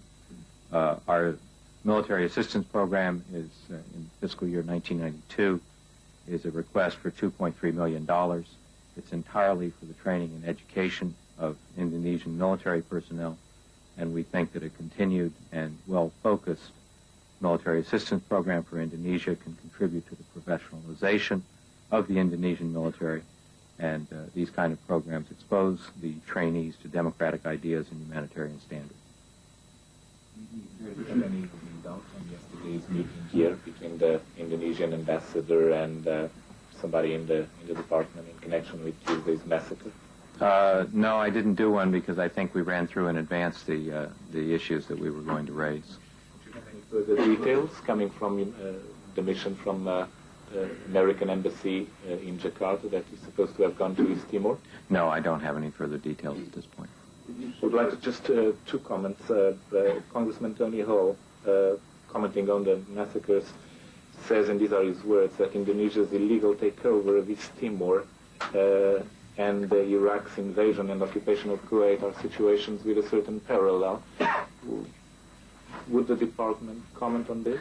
I don't have any further comment on that. Our views of East Timor I think I stated for you the other day. Just one more comment, Richard. Yesterday you said the military aid, which for this fiscal year goes to 2.3 million, I think, to Indonesia, is destined principally to further the aims of democracy. Does the record of the Jakarta government over the past few years and this latest tragedy, does it make you consider whether these aims are being really pursued with success there, or will you reevaluate the situation in the light of new information that's coming from the country? No, I think I said yesterday that we certainly did have concerns about the shootings there, and that we'd raise these. We're raising these with the Indonesian government. When it came to the question of the military training, I said that we believe the program should continue, that it was important to help with the professionalization of the Indonesian military forces. We felt that our training did contribute to greater democracy and respect for human rights on the part of the military. O Senado organiza nova comissão de inquérito bastante alargada, na qual são ouvidas as principais organizações de defesa dos direitos do homem e, novamente, são chamadas as testemunhas do massacre.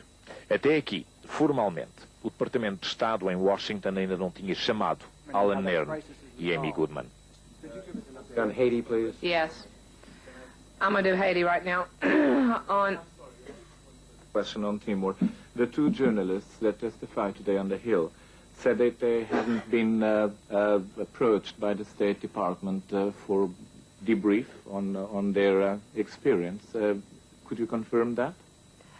Sir, I just said in response to this lady's question, I'm unaware of a testimony on the Hill this morning. I said yes, I would be happy to look into it. No, so it's a little difficult to respond, excuse me, to something I know nothing about. No, but then I'll formulate the question in another manner.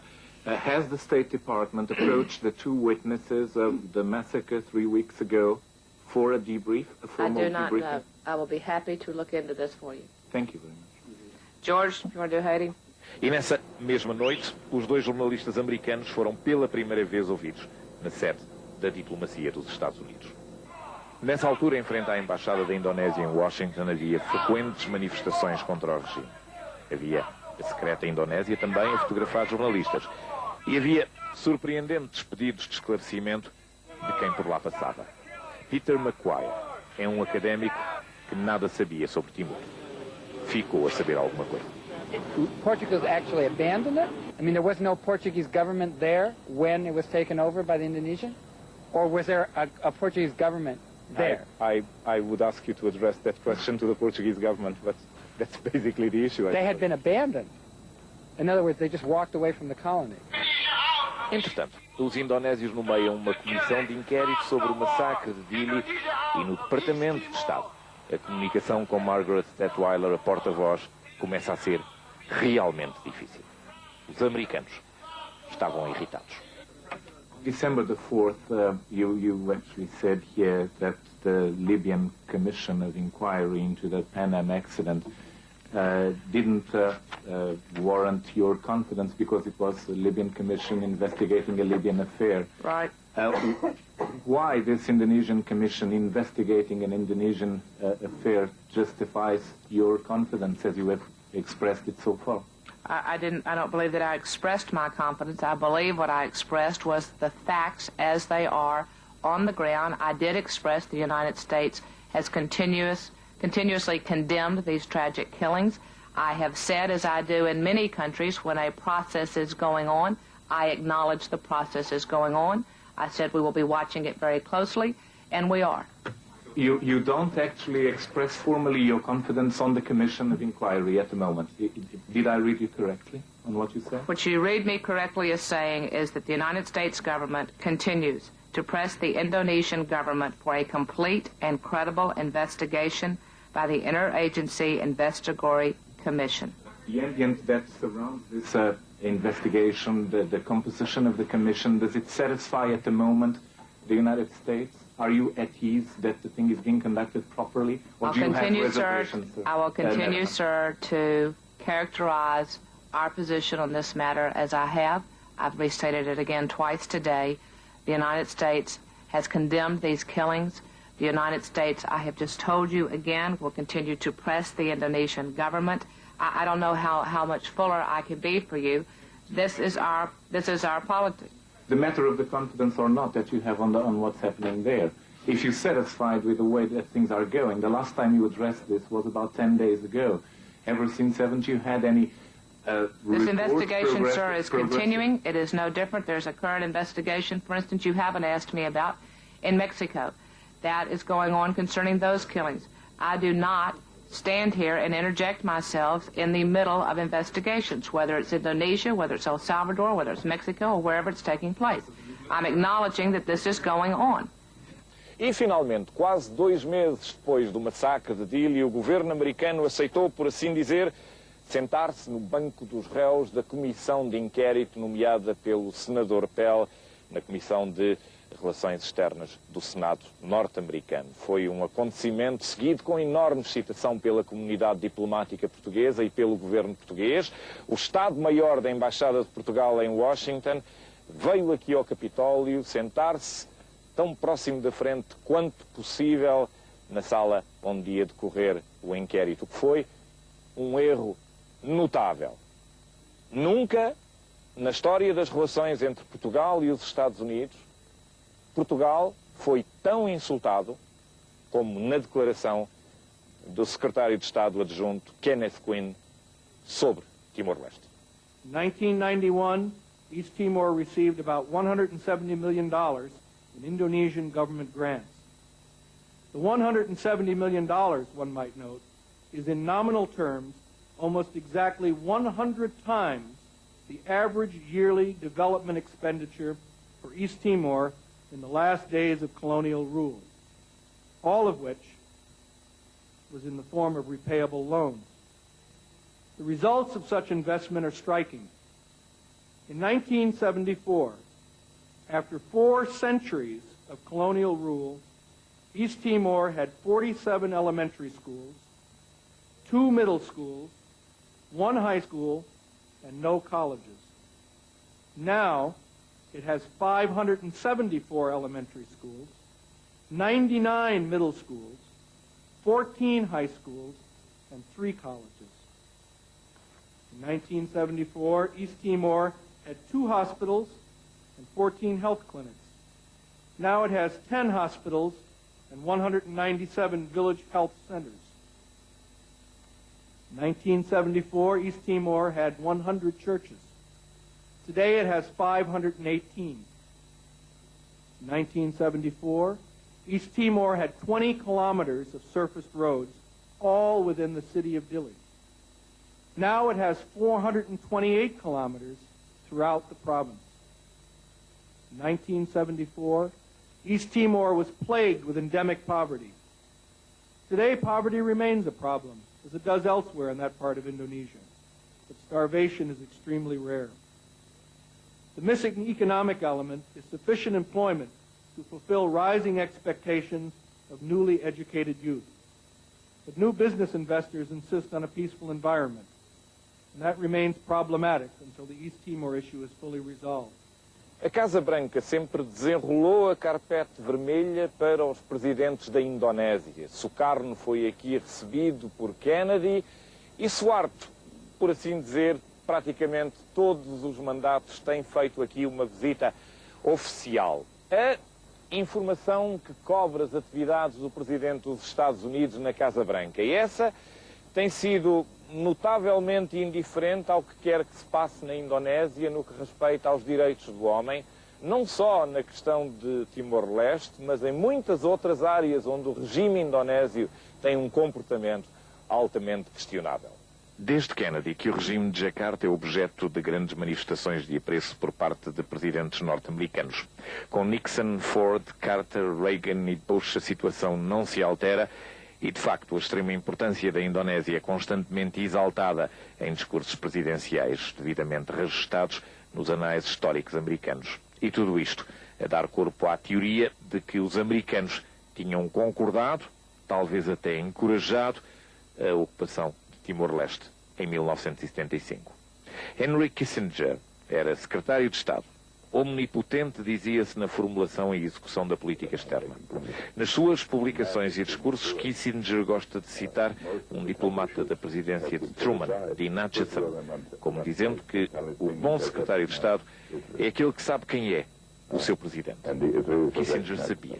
E esta teoria da conspiração entre a administração e Jacarta na invasão da Indonésia tem ainda muitos seguidores na América. De facto, a agenda presidencial fala por si. Ford e Kissinger, um dia antes da invasão, estavam em Jacarta. No dia 5 de dezembro de 75, Gerald Ford brindava ao presidente Suharto no palácio em Jacarta, recordando que os últimos vestígios dos impérios coloniais tinham desaparecido e que a Indonésia representava a força, a autodeterminação e liderança na zona. Lê-se no texto do discurso presidencial. No dia 6 de dezembro, é emitido um comunicado conjunto por Suharto e Ford, com a América a continuar num aplauso caloroso de tudo o que o regime militar fazia, sem uma única referência a direitos do homem. Menos de 24 horas depois, as tropas indonésias, com armas americanas, entravam em Timor-Leste. Dada a diferença de horas, praticamente nessa altura, a bordo do Força Aérea número 1, o presidente dos Estados Unidos dizia em entrevista que esta tinha sido uma viagem notável, sem nada de negativo. Não há uma referência a Timor-Leste, nem uma referência minimamente crítica à Indonésia. E é de facto este aspecto da conferência no Força Aérea número 1 que lança alguma dúvida sobre a teoria da conspiração. É muito pouco provável, dada a vitalidade da informação americana, e não esquecer que estamos na era do pós-Watergate, com a presidência sob forte escrutínio dos jornalistas, é muito pouco provável que um presidente se arriscasse a não comentar um acontecimento como uma invasão a decorrer num país que ele acabava de visitar. Mesmo assim, outros indícios há e a teoria da conspiração ainda tem adeptos. Pouco depois do massacre de 91, a cadeia ABC transmitiu esta notícia, onde isso é referido. Tomorrow on Capitol Hill, members of the Senate Appropriations Committee will consider cutting off some of the American military aid to Indonesia, as the House has already voted, because of what the Indonesian government is doing in a place called East Timor. It's a frightening place. ABC's Charles Glass had to go there, disguised as a tourist. It looks like a tropical paradise. It is half of an island in the South Pacific, just a few hundred miles north of Australia. East Timor has recently opened to tourism, but journalists are not allowed. Why? Because East Timor is not paradise. Since Indonesia invaded East Timor 17 years ago, at least 1/6 of the population, over 100,000 people, have been killed by the Indonesian army operating with American weapons and American approval. In some ways, life today seems normal in the capital, Dili. But soldiers are everywhere. Aid workers and Timorese said anyone seen talking to a foreign visitor like myself would be interrogated and probably tortured. Tourists are followed and discouraged from going to the graveyards, particularly to this one, the Catholic cemetery of Santa Cruz. It was here last November that a memorial service for a young Timorese killed by the Indonesians turned into a demonstration for freedom. Indonesian soldiers and police opened fire, killing more than 100 unarmed demonstrators, including women and children. When the Santa Cruz shootings were captured on videotape by a British journalist, human rights groups for the first time had visual proof of a massacre, one of many they say have taken place under the occupation. The director of the human rights group Asia Watch visited Timor in disguise earlier this year and says Indonesia has yet to answer the most important questions. We still don't know where the dead and missing are. We don't know where the bodies are of those who were killed. We don't know who started the shooting or under whose orders. Intimidation by the army continues. Civilians told us that scores of people have been taken away and tortured. Only Timorese who have managed to flee say publicly what their countrymen inside say in secret. They take people's homes, take their possessions. Especially, they kill people as if they were killing animals. It all began on December 7th, 1975, when the Indonesian army invaded the newly independent former Portuguese colony. For 2 days before the invasion, President Gerald Ford and Secretary of State Henry Kissinger were in Indonesia to meet the country's president, General Suharto. A diplomat who attended the meeting said the U.S. approved Indonesia's action. It is absolute baloney. I don't know how you translate baloney into Portuguese, but But it is absolute baloney to argue that the United States knew about it ahead of time and sanctioned it. That just is not true. Lawrence Eagleburger, dos adjuntos de Kissinger na altura da ocupação de Timor. Foi o último secretário de Estado da presidência de Bush. Atualmente está reformado do Departamento de Estado.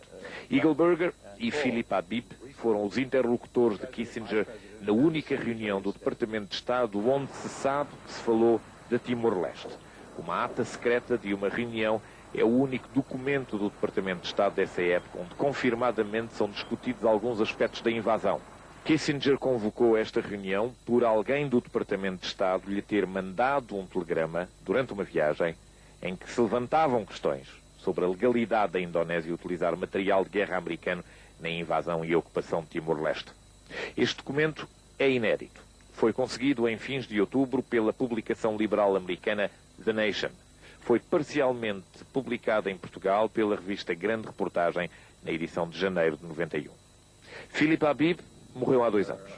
Henry Kissinger declinou em 2 ocasiões ser entrevistado sobre Timor-Leste. Praticamente toda a documentação referente a Timor-Leste e à Indonésia desse período de Kissinger ainda é classificada. Lawrence Eagleburger foi o primeiro alto funcionário do Departamento de Estado a falar sobre essa ata quando falei com ele, quinta-feira passada. The meeting was quite inconclusive. The record of it was published. Actually, to be totally honest, your part in the meeting, you only say at one stage, no way. So that's the only thing that appeared. It took place on December the 18th, 1975. And Secretary Kissinger just says, I want to raise a little bit of hell about the department's conduct in my absence. This suggests that although, one cannot really assume there was any connivance with Jakarta at all, but one can certainly assume that the invasion worried the department, the way it was conducted worried the department. Can you give us some light on that, sir? I just don't remember enough about it. I can assume, look, again, when I say it's not high on our agenda, doesn't mean we ignore it. And I suspect from what you read me of this meeting, which I don't remember, that what happened was, yes, it worried the department. And I suspect Kissinger, on the other hand, was also worried about the way in which we would deal with the Indonesian government. It is, after all, an important government in the area.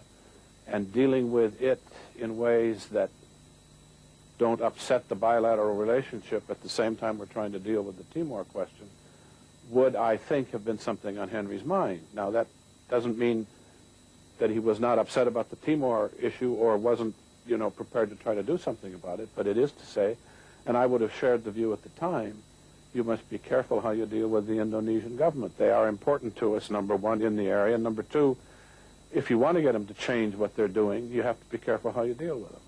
I don't remember the meeting, but I would suspect if Henry was unhappy, it was that, in fact, we had not been careful about the way we dealt with the Indonesians. O diretor da secção Indonésia do Departamento de Estado em dezembro de 1975 era Edward Ingram, também já reformado.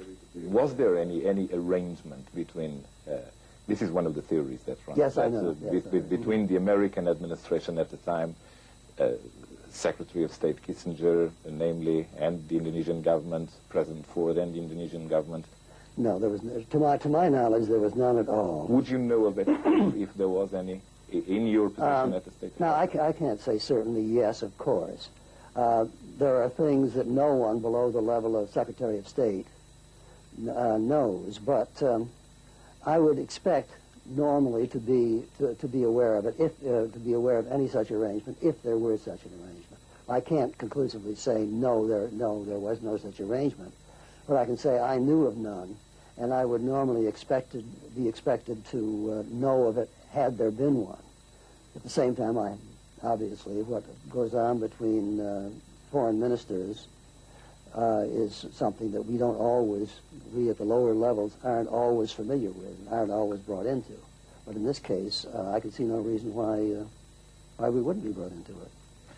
One of the problems of the United States is always that wherever we are, someone says you must be involved in the situation because you're observing it. Well, lots of things happen in this world that we don't really have anything to do with. But we have to admit that that's a very critical area. in geopolitical terms, and the time was a very critical period. It was a critical period, but I would question, Indonesia, of course, is a critical area.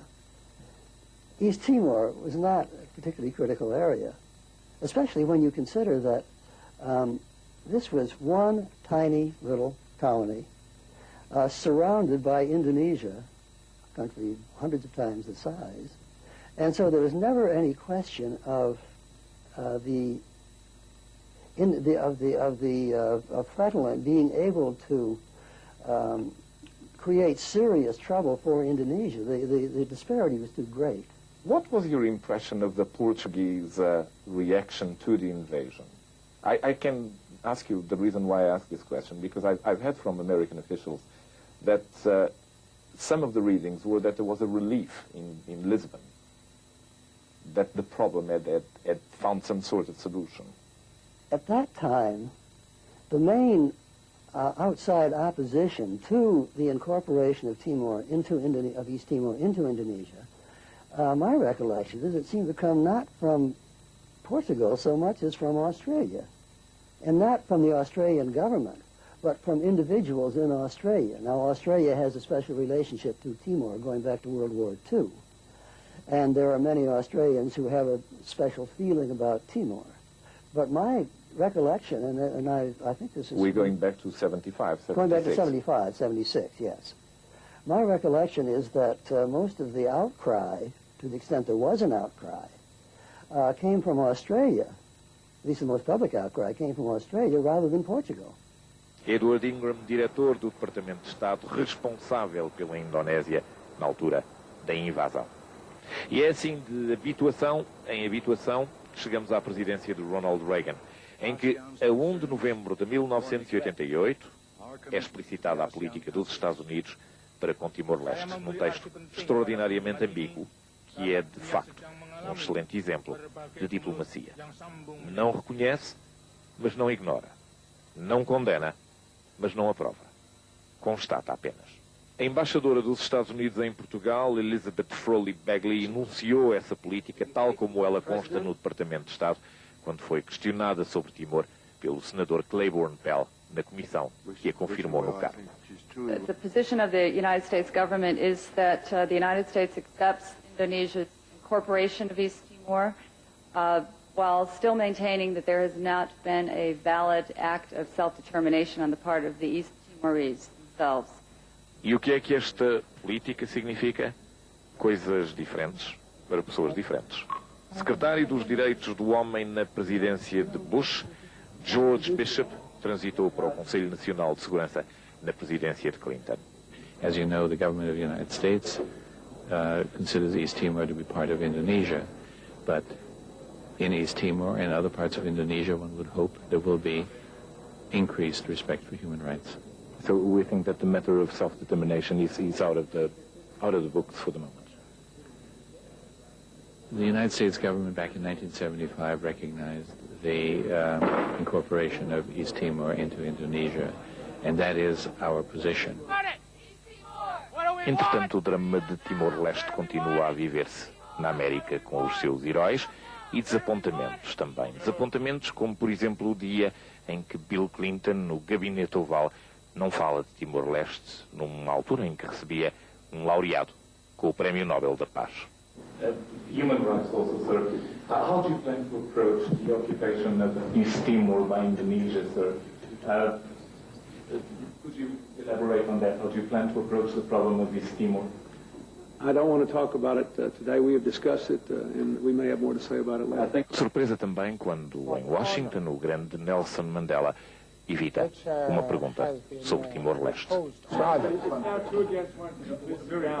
Your views on East Timor, sir? 2 semanas depois, Mandela visitou Jakarta, a convite de Suharto.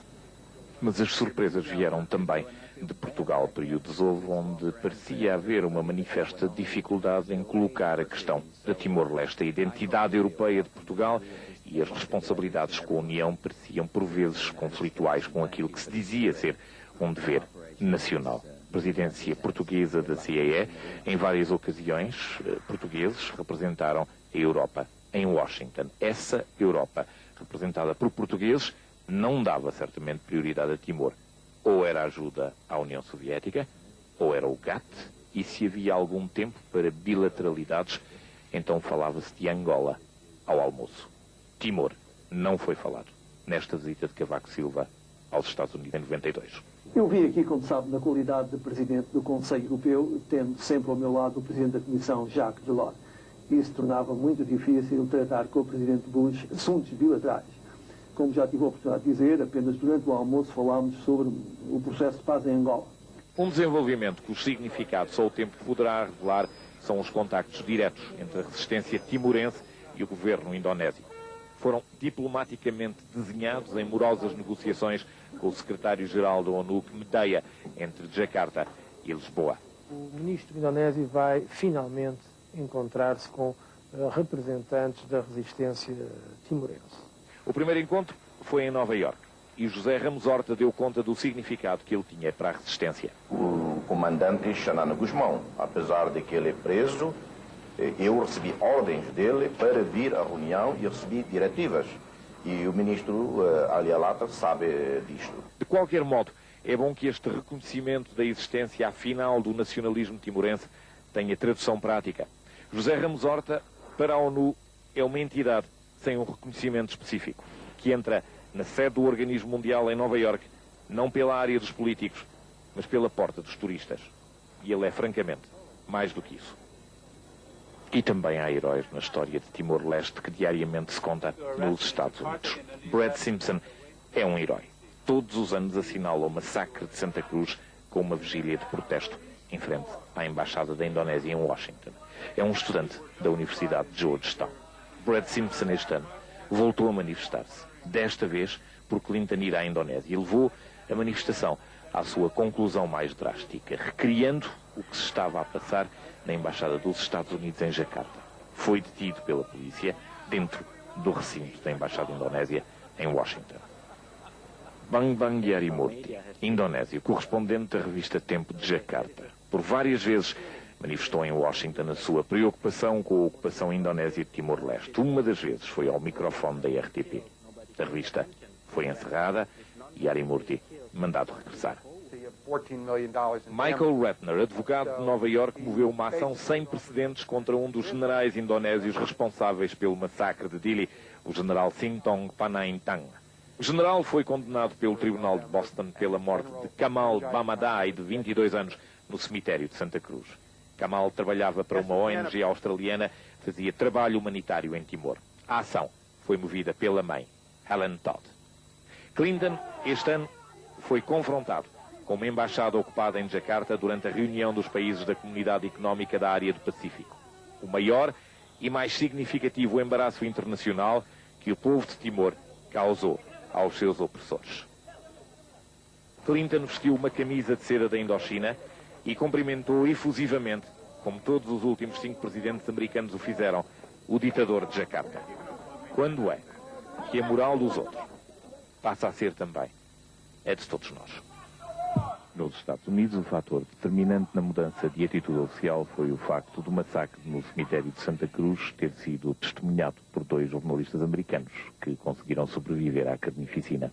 As cadeias ABC, CBS e CNN transmitiram reportagens sobre o massacre e houve numerosos artigos em jornais importantes. Foram feitos os primeiros depoimentos formais sobre a situação em Timor, primeiro no Departamento de Estado e depois pela própria Presidência. Estávamos em 1991 e George Bush foi o primeiro chefe de Estado americano a usar o termo tragédia, referindo-se ao que se estava a passar em Timor-Leste. A lot of discussion is going on the tragedy in East Timor. We have expressed ourselves in terms of the pure human rights part of it. Depois disto, houve uma série de pronunciamentos e ausências de pronunciamentos, indiciando que a questão de Timor não tinha a prioridade necessária na agenda portuguesa, quando, por exemplo, Portugal teve a presidência da União Europeia. Eu vim aqui, como sabe, na qualidade de Presidente do Conselho Europeu, tendo sempre ao meu lado o Presidente da Comissão, Jacques Delors. Isso tornava muito difícil tratar com o Presidente Bush assuntos bilaterais. Estávamos em 1992. Por essa altura houve vários lapsos assinaláveis na atuação diplomática portuguesa em situações em que poderia ter havido uma sensibilização mais enérgica do governo americano para a atitude indonésia em Timor-Leste. Numa reunião sobre direitos humanos para parceiros da NATO no Departamento de Estado em Washington, que se realizou 3 semanas depois do massacre de Dili, em 91, Portugal esteve representado apenas a nível do então número 2 da Embaixada em Washington e não foi feita qualquer menção das gravíssimas violações de direitos humanos em Timor-Leste, onde literalmente dias antes mais de 100 de pessoas tinha sido morta à vista do mundo. E houve também aproveitamentos inconsequentes do massacre de Dili.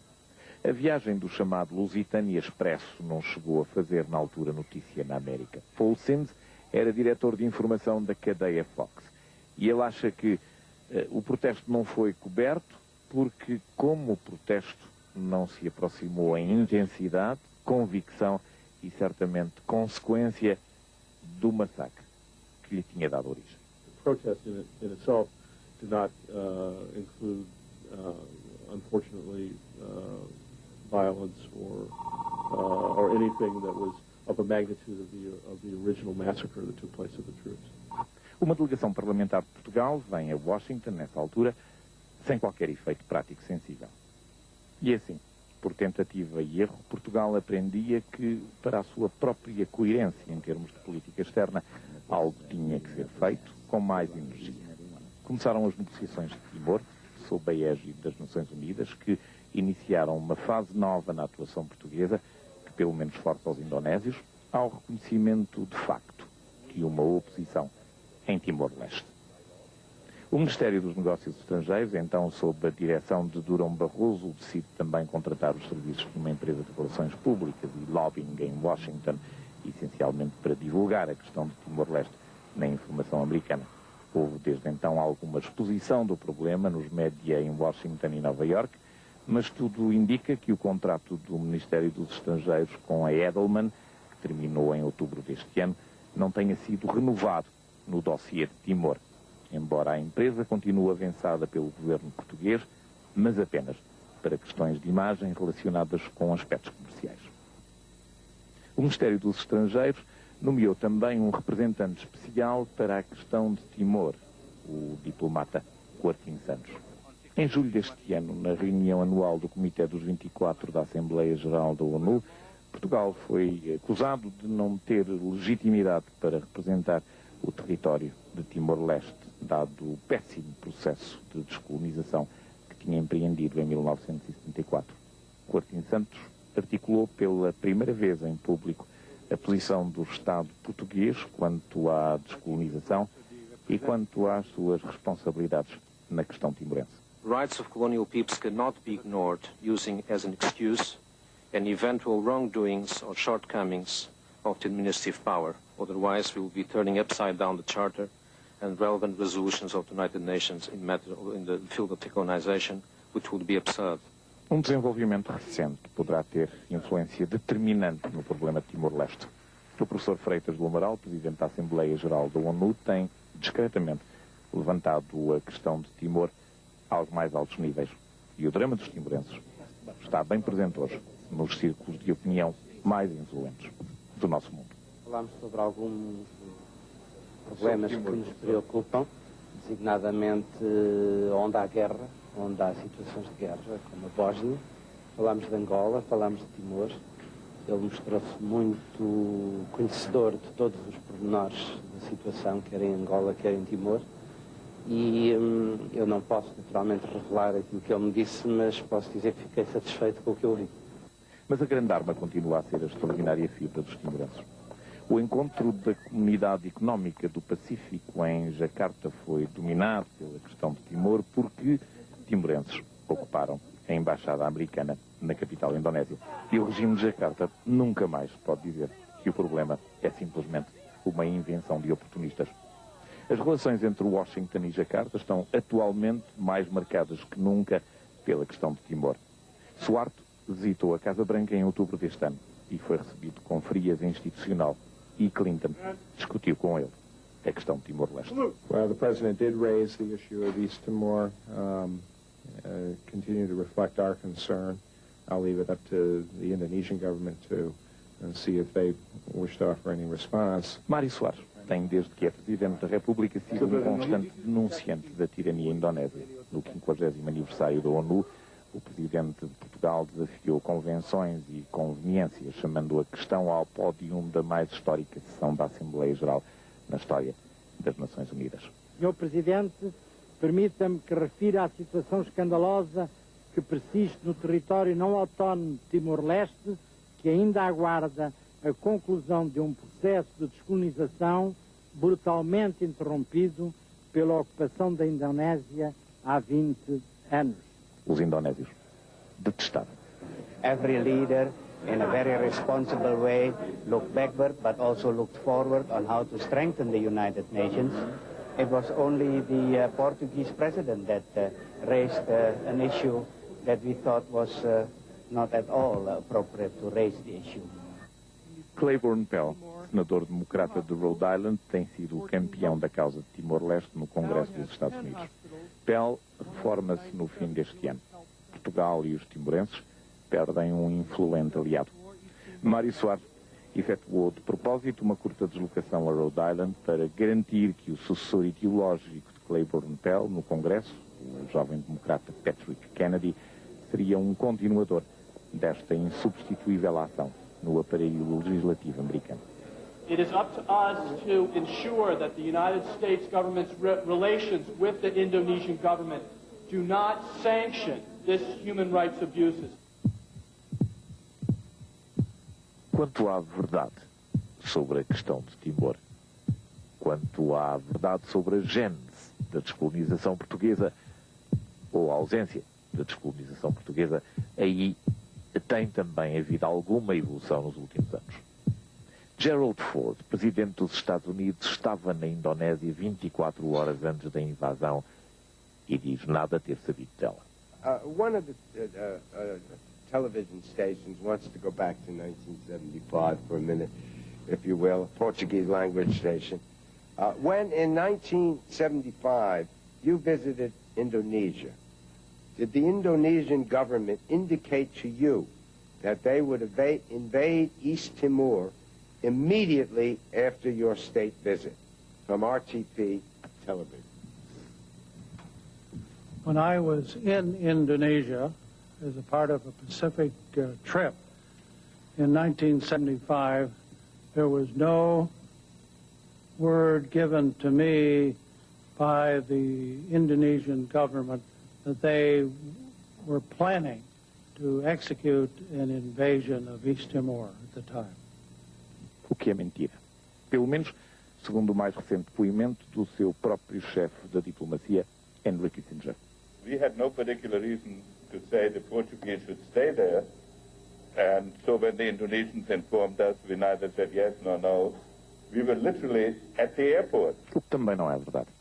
Esta ata das conversações entre Ford, Suharto e Kissinger, até há pouco tempo um documento secreto do Departamento de Estado americano, mostra que a invasão de Timor-Leste foi longamente discutida pelos três, em Jacarta, 48 horas antes da Operação Komodo ter sido iniciada. A Operação Komodo foi como os indonésios chamaram a ocupação militar de Timor-Leste em dezembro de 1975. Uma operação que, de facto, devido à incrível resistência dos timorenses, os indonésios ainda não conseguiram levar a bom termo. Mário Crespo, RTP, Washington.